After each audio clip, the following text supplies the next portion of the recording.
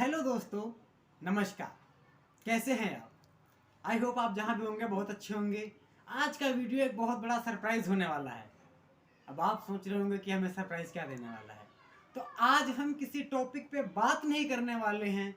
आज हम proper discuss करने वाले हैं। हमारे एक सहयोगी हैं जिनका यूपीएससी प्रीलिम्स क्वालिफाई हो चुका है और उम्मीद है और इसके साथ हम प्रार्थना भी करेंगे कि भगवान की दया से इनका मेंस भी अच्छा हुआ हो और एक गुड न्यूज़ सुनने को मिले उसके बाद हमें।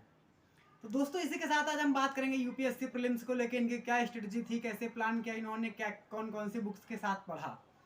उसके बाद हम बात करेंगे यूपीएससी मेंस को लेके, आंसर राइटिंग को लेके और जितने भी एक साधारण यूपीएससी एस्पायरेंट में क्वेश्चंस होते हैं उसको लेके। अब इसका रीज़न एक ये भी है कि मैं भी यूपीएससी एस्पायरेंट हूँ, मैं भी चाह रहा हूँ कि मुझे बहुत कुछ जानने को मिले इनके साथ। तो इसी वजह से आज हम इनके साथ बात करेंगे और बहुत कुछ सीखेंगे। मुझे उम्मीद है आप बने रहिए वीडियो के लास्ट तक। अगर आपके भी कोई और डाउट्स होते हैं तो आप कमेंट बॉक्स में लिख दीजिएगा। आपके उन डाउट्स को भी हम कोशिश करेंगे कि नेक्स्ट वीडियो में पूछ सकूं। इसी के साथ एक अच्छी प्रिपरेशन कैसे हो सकती है, कौन कौन सी बुक्स रिक्वायर्ड होती हैं, कैसे आंसर राइटिंग प्रिपेयर करनी चाहिए, आपके जो क्वेश्चंस हैं सभी इस वीडियो में पूछे जाएंगे। तो चलिए वीडियो के दूसरे सेगमेंट की तरफ बढ़ते हैं। हाँ, तो मिस्टर राम बाबू, आपका स्वागत है हमारे यूट्यूब चैनल लॉजिकल स्टडीज़ में और आपको आपके प्रीलिम्स के लिए बहुत बहुत शुभकामनाएं। Thank you. आपको बहुत बहुत धन्यवाद जो आपने हमको बुलाया यहाँ पर, और सभी दर्शकों को भी धन्यवाद देना चाहूँगा। आप अपनी आवाज़ को थोड़ा सा हाई रखें बिकॉज़ शायद ऑडियंस आपको सुन नहीं पाएगी। जी तो हाँ, और कैमरा इधर है। जी, मैं सबसे पहले तो आपको बहुत बहुत धन्यवाद देना चाहूँगा और सभी दर्शकों को, क्योंकि आपने जो हमको यहाँ पर बुलाया और इतना अच्छा अवसर दिया।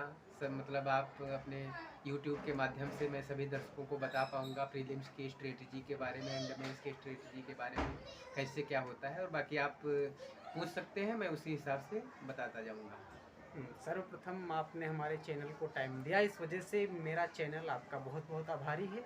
क्योंकि आप जानते हैं कि अभी हम थोड़ा बिगिनिंग स्टेज में तो नहीं कह सकते, काफ़ी सारी ऑडियंस हमसे जुड़ी हुई है, बहुत सारे लोग हैं जो कि हमारे साथ हैं, लेकिन काफ़ी समय के बावजूद अभी हम थोड़ा स्लोली प्रोग्रेस मोड में हैं। तो चलिए उसी के साथ अब हम डिस्कस करते हैं कि आपने जब प्रीलिम्स क्वालिफाई किया इस बार, तो ये आपका कौन सा अटेम्प्ट था? ये फर्स्ट अटेम्प्ट था मेरा। अच्छा जी, बहुत बहुत मुबारक, आप फर्स्ट अटेम्प्ट में क्वालिफाई कर लिए। तो आप अपने प्रिपरेशन को लेके आपने कैसे प्रिपेयर किया और आपकी क्या स्ट्रेटजी थी कि आपको सिर्फ प्रीलिम्स क्वालिफाई करके कितने नंबर के बीच में लेके आने हैं कि आप क्वालिफाई कर लेंगे, आप फिर बहुत ज़्यादा पढ़ रहे थे प्रीलिम्स को लेके? नहीं, बहुत ज़्यादा तो नहीं। हालांकि एग्ज़ाम टाइम में मतलब स्ट्रेस तो हो ही जाता है जैसे जैसे एग्ज़ाम का टाइम आता है। बट इसकी स्ट्रेटजी मैंने कोई भी मतलब कोचिंग नोट्स वगैरह भी ज़्यादा नहीं किया। केवल एनसीईआरटी जो होती हैं, आप उनको एनसीईआरटी, क्योंकि वो एनसीईआरटी पिलर होती हैं। जैसे कोई भी बिल्डिंग बनती है, कोई भी बिल्डिंग बनाई जाती है, तो सबसे पहले पिलर ही मजबूत होगा। जब पिलर नहीं मजबूत होगा तो बिल्डिंग बनाते चले जाओगे, वो धराशायी हो जाएगी एक न एक दिन। इसलिए इसका बेस पहले क्लियर करना पड़ता है। तो एनसीईआरटी बेस है, पिलर्स है। तो मैंने एनसीईआरटी अच्छे से रीड किया, 2-3 बार रीड किया, और फिर उसके बाद कुछ स्टैंडर्ड बुक्स होती हैं वो रीड किया। और जो प्रीवियस ईयर क्वेश्चन पेपर्स हैं 3 से 4 बार मैंने उनको देखा और सॉल्व किया जो भी है। और कुछ लोग जैसे होते हैं कि आपको बता दूं, जीएस पेपर 2 जो होता है, सीसेट का बोलते हैं, सिविल सर्विसेज एप्टीट्यूड टेस्ट जो होते हैं, उसको लोग बहुत हल्के में लेते हैं। लेकिन उसको हल्के में नहीं लेना चाहिए, क्योंकि जैसे कुछ लोग होते हैं वो साइंस बैकग्राउंड के होते हैं या जो आर्ट बैकग्राउंड के होते हैं, उनको तो प्रॉब्लम होती ही है। लेकिन जो साइंस बैकग्राउंड के होते हैं उनको भी प्रॉब्लम फेस करनी हो जाती है, क्योंकि लोग सोचते हैं कि उसमें लिखा रहता है कि 10th लेवल, उसमें जो मैथ्स या मैथ्स से रिलेटेड जो क्वेश्चन पूछे जाते हैं वो 10th लेवल के आते हैं। 10th लेवल के तो आते हैं उसमें, लेकिन शो नहीं करते हैं कि किस टाइप से आते हैं, शो नहीं करते हैं किस टाइप से आते हैं। मतलब जिसको हम शुद्ध भाषा में कहें तो आप कहना चाह रहे हैं कि उसमें अर्थमेटिक्स और एडवांस मैथ्स दोनों आ जाते हैं। एडवांस भी आ जाती है, और उसमें यूपीएससी ने केवल उसमें लिखा है 10th लेवल, इसीलिए लोग भ्रम में हो जाते हैं। तो अगर सी सेट क्लियर नहीं हो पाएगा, सी सेट क्वालिफाइंग है, बट अगर सी सेट क्लियर नहीं हो पाएगा तो आपका प्रीलिम्स भी क्लियर नहीं हो पाएगा। जीएस की चाहे फर्स्ट पेपर की चाहे जितनी आप मेहनत कर लो सब व्यर्थ जाएगी। इसलिए सी सेट पर भी फोकस करने की ज़रूरत है। कहने का मतलब है कि जो यूपीएससी एस्पायरेंट हैं, जो भी छात्र ये सोच रहे हो कि नहीं हम सिर्फ प्रिपरेशन इस चीज़ की करेंगे कि हमारा प्रीलिम्स क्वालिफाई हो जाए, वो सी सेट जीएस पेपर 2 के लिए नहीं पढ़ेंगे, तो अगर आप प्रीलिम मतलब अगर सी सेट आपने पास नहीं किया तो आपकी प्रीलिम्स की कॉपी चेक ही नहीं होगी। जी तो कह सकते हैं कि हमें प्रीलिम्स पे तो फोकस करना चाहिए, लेकिन उसके साथ हमें फोकस करना चाहिए अपने सी सेट पे। जी हमारा आपसे नेक्स्ट क्वेश्चन ये है मिस्टर राम बाबू कि अगर हम सी सेट की प्रिपेयर करते हैं तो कैसे करें, क्योंकि अगर हमारा ये पेपर क्लियर नहीं होता है सी सेट का तो हमारी प्रीलिम्स की कॉपियाँ नहीं चेक होंगी। तो हमारा सबसे पहला क्वेश्चन आपसे यही होगा कि आपने सी सेट की प्रिपरेशन कैसे की, और अगर प्रिपरेशन हमें करनी है तो क्या इसकी स्पेशल कोई कोचिंग करनी पड़ेगी या आप सेल्फ स्टडी से सी सेट का पेपर क्वालिफाई कर सकते हैं? देखो अंकित जी, इसमें तो मतलब सी सेट का पेपर क्वालिफाई करने में प्रीवियस ईयर के क्वेश्चंस जो होते हैं उनकी बहुत ही अहम भूमिका होती है। उनको कोई भी इग्नोर नहीं कर सकता है, उनकी अहम भूमिका होती है। और जो 10th लेवल की जो बुक्स होती हैं मैथ्स की, आप उनको रीड कर सकते हो, और जो प्रीवियस ईयर क्वेश्चंस मतलब हैं उनको सॉल्व करो, आप कंटिन्यू सॉल्व करोगे, एक दो दिन से काम नहीं चलेगा। और जैसे आप GS1 की प्रिपरेशन करते हो, GS1 की प्रिपरेशन करो, और साथ में सी सेट के लिए भी अपना टाइम निकालना पड़ेगा। सी सेट के लिए अलग से टाइम ना निकालो, उसी में GS1 के साथ साथ में करते जाओ। आप मान लो जैसे GS1 की प्रिपरेशन करते हो तो GS2 सी सेट के लिए आप 2 दिन रख लो, हफ्ते में 2 दिन रख लो या 3 दिन रख लो। इस टाइप से आप करते जाओ, previous year question paper solve करो और जो मैथ्स बुक्स है वो आप सॉल्व कर लो। बाकी आपको कोई कोचिंग्स करने की ज़रूरत नहीं है, क्योंकि हमने ही जो अपनी स्ट्रेटजी बता रहा हूँ मैंने इसी टाइप से किया है। अच्छा, तो क्या आप ये बताएंगे कि जैसे आपने सेल्फ स्टडी करके यूपीएससी का प्रीलिम्स एग्जाम क्वालिफाई कर लिया, जी तो आप किस तरीके से पढ़ रहे थे, कौन कौन सी बुक, जैसे आपने बताया कि किसी भी चीज़ की फाउंडेशन, अगर स्पेशली अगर यूपीएससी की बात करें तो फाउंडेशन उसका एनसीईआरटी है। जी तो एनसीईआरटी अगर उसका फाउंडेशन है तो फिर उसके आगे की स्ट्रेटजी आपकी क्या थी? जैसे कि जहाँ तक मेरा मानना है कि ज्योग्राफी वगैरह आप आसानी से एनसीईआरटी बेस पढ़ के आप क्वालिफाई कर सकते हैं, जी लेकिन अदर सब्जेक्ट्स में आपकी स्ट्रेटजी क्या थी, आप बताएं हमें। अदर सब्जेक्ट में मीन्स यहाँ पर तो 2 पेपर हैं, GS1 और GS2 सी सेट। तो आप GS1 के बारे में पूछना चाह रहे हैं? हाँ जी। तो GS1 पेपर के बारे में बस NCERT हिस्ट्री हो गई, मतलब 6 to 12 तक, ये मोस्ट वेरी इंपॉर्टेंट है। ये हिस्ट्री, पॉलिटी, इकोनॉमी और इन्वायरमेंट हो गए, मतलब ज्योग्राफी, इन्वायरमेंट, और जो बायोलॉजी के 12th क्लास की बायोलॉजी आती है उसके लास्ट 4th चैप्टर, ये बहुत ही इंपॉर्टेंट माने जाते हैं। और कुछ स्टैंडर्ड बुक्स हैं पॉलिटी के लिए, M लक्ष्मीकांत की हो गई, और हिस्ट्री वगैरह, हिस्ट्री की है, इकोनॉमी, और उसमें जो इकोनॉमिक सर्वे आता है वो बहुत ही इंपॉर्टेंट है, बजट पर भी क्वेश्चन आ जाते हैं कभी कभी। और बस ज़्यादातर यही है। और मैथ्स का यहाँ पर रोल ज़्यादा नहीं होता है, मैथ्स का रोल मेंस में होता है। अच्छा, तो क्या आप ये बताएंगे कि जैसे आपने प्रिपरेशन सेल्फ स्टडी से की तो डेफिनेटली आपने यूट्यूब से हेल्प ली ही होगी, हाँ आपको और अगर आपने यूट्यूब से हेल्प ली तो आप ये बताएंगे कि वो कौन कौन से चैनल्स हैं जहाँ से आपको हेल्प हुई एटलीस्ट? हिस्ट्री मतलब ज़्यादातर अगर मैं डिमोटिवेट भी होता था कभी कभी बुक्स वगैरह रीड करते करते, तो दृष्टि केवल एक ही चैनल, ऐसे तो एक दो चैनल और भी हैं लेकिन दृष्टि चैनल नंबर 1 पर रखूँगा, क्योंकि उसमें से जो डॉक्टर विकास देवी कीर्ति जी हैं वो तो मतलब यही मान लो जैसे महाभारत में भीष्म पितामह की भूमिका जो थी, तो यहाँ यूपीएससी के लिए भीष्म पितामह वो हमारे लिए साबित हुए यहाँ पर। तो मैं उनके लेक्चर्स देख लिया करता था, तो मोटिवेशन अपने आप आग की तरह दौड़ने लगता था। और बीच बीच में एक वो सॉन्ग है, वही कलेक्टर बन जाओ करके, तो ये सॉन्ग बीच में इसमें सुन लेता था मैं। और ये सुन लेता था। दृष्टि चैनल पर जो भी प्रीलिम्स की प्रिपरेशन से संबंधित वीडियो या लेक्चर जो भी आते थे वो भी हेल्पफुल साबित हुए हमारे लिए। और हिस्ट्री में एक मणिकांत सर जी हैं, वो हाँ, तो मणिकांत नंबर सर। 1 है। उनकी तो मतलब शब्द ही हमारे पास कम है हाँ, तारीफ करने के लिए। उनके भी चैनल पर मतलब देख लेता था, तो इससे भी बहुत हेल्प हमको मिली। कह सकते हैं कि आपने यूपीएससी के लिए अपने भीष्म पितामह माननीय श्री डॉक्टर विकास देवी कीर्ति सर को फॉलो जी। किया, और हिस्ट्री के लिए आपने फॉलो किया डॉक्टर मणिकांत सिंह सर को।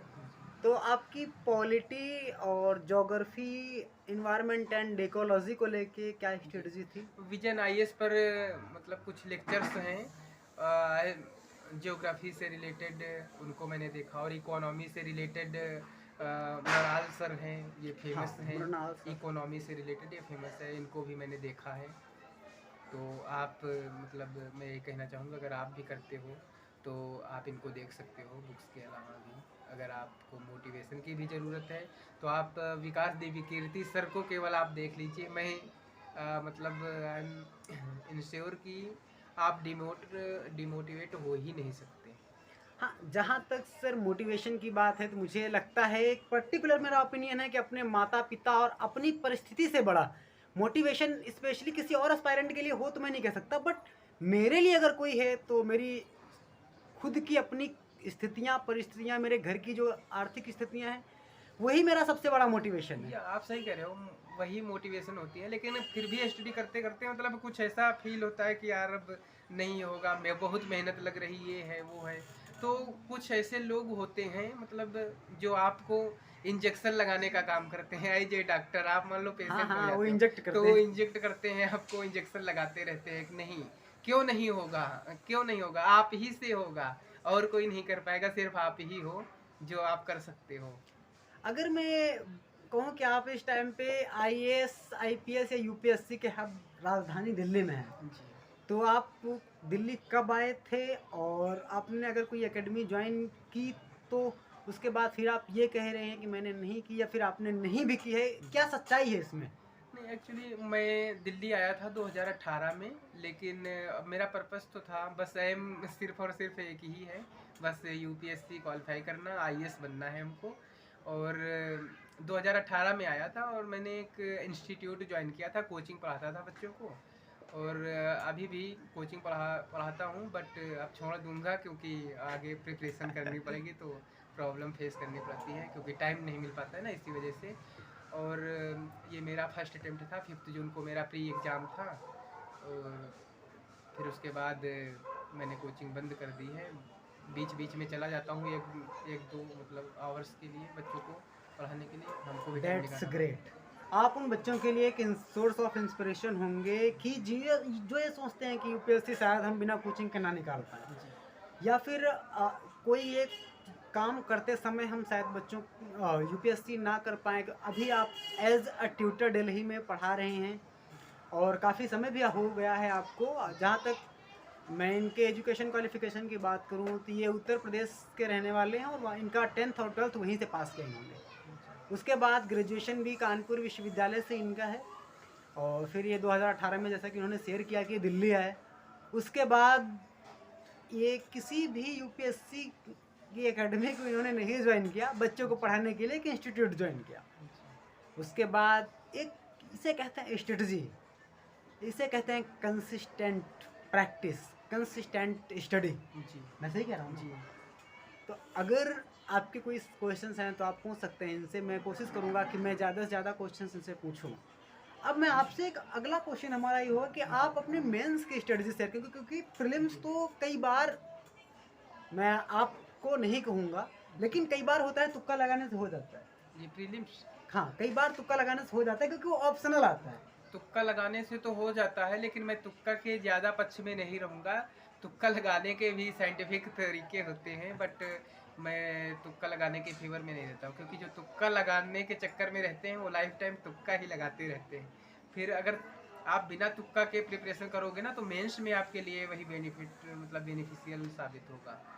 आप अच्छे से प्रिपरेशन अपनी अगर जारी रखोगे, अच्छे से करोगे, तुक्का शब्द आप अपने माइंड में लाओ ही ना। अगर तुक्का आप माइंड में यही लाते हो, हम तुक्का लगा के पास हो जाएंगे, तो फिर मेंस में प्रॉब्लम हो जाएगी मेरे भाई। तो इसलिए तुक्का शब्द यहाँ पर मैं ज़्यादा मतलब इसके फेवर में नहीं रहूँगा। हालांकि बीच बीच में तुक्का लगा सकते हाँ, हो, लेकिन इसके अगर- फेवर में ज़्यादा नहीं हूँ मैं। हाँ, अगर इसको मैंने कहें कि तुक्का लगा के- सीधा सा अगर कहें तो एलिमिनेशन, जी, अगर तुक्का ना एलिमिनेशन लगाए। भी थ्योरी काम करती है, बट हाँ। यहाँ इस बार जो प्रीलिम्स का एग्जाम हुआ, इसमें एलिमिनेशन थ्योरी मतलब काम नहीं कर रही थी। इस मतलब पहली बार अभी तक के यूपीएससी के इतिहास में, जब से अपना देश आज़ाद हुआ, मैं तो यही कहूँगा कि इस बार के प्रीलिम्स में एलिमिनेशन थ्योरी काम नहीं कर रही थी। इस बार मतलब कुछ अलग दूसरे टाइप से ही क्वेश्चन आए थे। वाह, अच्छा लगा आपका एक्सपीरियंस सुन के। अब आप ये बताएं कि आपकी मेंस की स्ट्रेटजी क्या होगी और आप मेंस की प्रिपरेशन कैसे कर रहे हैं? कोई एकेडमी ज्वाइन करेंगे या नहीं करेंगे? नहीं, कोई एकेडमी ज्वाइन नहीं करेंगे, बस आंसर राइटिंग करनी है। बस 12 से 13 आवर्स हमको देने हैं स्टडी के लिए, मतलब 12 to 13 आवर्स, बस इतने पर्याप्त हैं। क्योंकि बाकी मतलब पर्याप्त नींद भी ज़रूरी है, और बाकी सब जो भी है, और इंस्टीट्यूट तो मतलब जाना बंद ही कर दूँगा। एक ये हवा बहुत होता है बच्चों पे जी। कि यूपीएससी वाले बच्चों के लिए 18 घंटे पढ़ना, 20 घंटे पढ़ना, इतने घंटे पढ़ना, उतने घंटे पढ़ना। आखिर कितने घंटे एक्चुअल में आपने प्रीलिम्स बिना कोई एकेडमी ज्वाइन किया, क्वालिफाई किया, तो कितने घंटे पढ़ना चाहिए? आप कितने घंटे पढ़ रहे थे? 7 to 8 आवर्स ओनली, बस 7 से 8 घंटे। हाँ, 7 से 8 घंटे पर्याप्त थे मेरे लिए, बस इतने ही। मेरा अगला क्वेश्चन और ऑडियंस का मुझे लगता है हाईली डिमांडिंग क्वेश्चन होगा। जी। अगर आपने ये किया है तो आपका मीडियम कौन सा था? मीडियम हमारा हिंदी था, और हिंदी ऑप्शनल, माध्यम। जी, मैंने ऑप्शनल सब्जेक्ट अपना हिंदी लिटरेचर ही रखा है। और हालांकि मैं बेसिकली मैथ्स से हूँ, ग्रेजुएशन मैंने मैथ्स से किया है कानपुर यूनिवर्सिटी से, जैसा कि अंकित सर ने अभी आपको बताया है। अच्छा, तो मतलब आपका कानपुर यूनिवर्सिटी से फिजिक्स, केमिस्ट्री विद मैथ्स आपके जी। पास था जी। ग्रेजुएशन में। तो आपने ग्रेजुएशन जो, क्योंकि ग्रेजुएशन के फाइनल ईयर में हमें 2 सब्जेक्ट लेने होते हैं, एक छोड़ना होता है, जी। जी। तो 2 मेन सब्जेक्ट्स में से कौन से 2 मेन सब्जेक्ट थे आपके पास? जी, मैंने फिजिक्स और मैथ्स ले रखे थे। आपने फिजिक्स और मैथ्स से ले रखा था, तो फिर आपके पास अच्छी अपॉर्चुनिटी थी कि आप मैथमेटिक्स लेके मेंस में एटलीस्ट जो ऑप्शनल होता है अच्छा स्कोर कर सकते थे। जी, आप सही देन कह व्हाट रहे is the reason behind this? हो। जी, आप सही कह रहे हो, बट थोड़ा बहुत गाइडेंस की भी ज़रूरत होती है। जैसा कि मैंने पहले भी बोला, थोड़ा बहुत गाइडेंस की, तो जैसे विकास दिव्यकीर्ति सर का मैंने जिक्र किया, ऑलरेडी कर चुका हूँ। तो विकास दिव्यकीर्ति सर मतलब मान लो हिंदी साहित्य के वो बिल्कुल पुरोधा है। तो मैं उनको भी, जो मैं मतलब वाच करता रहता हूँ, उनको देखता रहता हूँ। हाँ, यहाँ पर ये कहूँगा कि हिंदी साहित्य से रिलेटेड मैंने दृष्टि IAS एकेडमी के विकास सर के जो खुद के हैं नोट्स हैं, क्लास नोट्स हैं, उनके वीडियो लेक्चर्स हैं, उनको मैंने 3-3 बार 4-4 बार रिवाइज किया है, ऑलरेडी कर चुका हूँ। तो इसी वजह से क्योंकि मतलब जिसमें आपको इंटरेस्ट हो, हालांकि ऐसा नहीं है कि मैथ्स और फिजिक्स में इंटरेस्ट नहीं है, इंटरेस्ट है, बट हिंदी में हमको थोड़ा और अच्छा लगता है, इंटरेस्ट है। तो इसी वजह से मैंने हिंदी ऑप्शनल अपना चूज किया, और विकास सर के जो क्लास नोट्स हैं उससे थोड़ा हमको हेल्प मिल जाती है। That's great. तो मतलब कहें कि आप अभी मेंस की प्रिपरेशन बड़े जोर शोर से चल रही है, आपका ऑप्शनल खत्म हो चुका है प्रिपरेशन के लिहाज से, तो इसमें कोई गलती नहीं है कि अगर मैं कह रहा हूँ आपका जो ऑप्शनल है प्रिपेयर हो चुका है पूरी तरह से? हाँ, प्रिपेयर हो चुका है, रिवीजन में। अच्छा, तो अभी क्योंकि आपका मेंस अभी फाइनल रिजल्ट नहीं आया है, मेंस वगैरह का कुछ हुआ नहीं है, नहीं, इंटरव्यू, अभी इंटरव्यू के लिए डेट नहीं आई है। मेंस एग्ज़ाम हो चुका है, बट इस बार मैंने मेंस का एग्ज़ाम नहीं दिया था। अच्छा, तो खैर इसी वजह से, क्योंकि मैं इस मामले में आपसे श्योर नहीं था, जी। तो आप, क्योंकि आपकी मेंस की स्ट्रेटजी भी मैं जानना चाह रहा हूँ। जैसे आपने बताया आपका ऑप्शनल तैयार हो चुका है, अगर ऐसा ऑप्शनल आप पढ़ चुके थे तो फिर आपने मेंस दिया क्यों नहीं इस बार का? मेंस वो नहीं दिया क्योंकि कुछ न कुछ कहीं न कहीं डाउट था। बिना डाउट के, जब तक डाउट है, कहावत कही गई कि किसी भी काम को करते टाइम अगर आपको डाउट मतलब फील हो रहा है कि कोई डाउटिंग है, तो आई एम श्योर कि नहीं करना चाहिए उस काम को।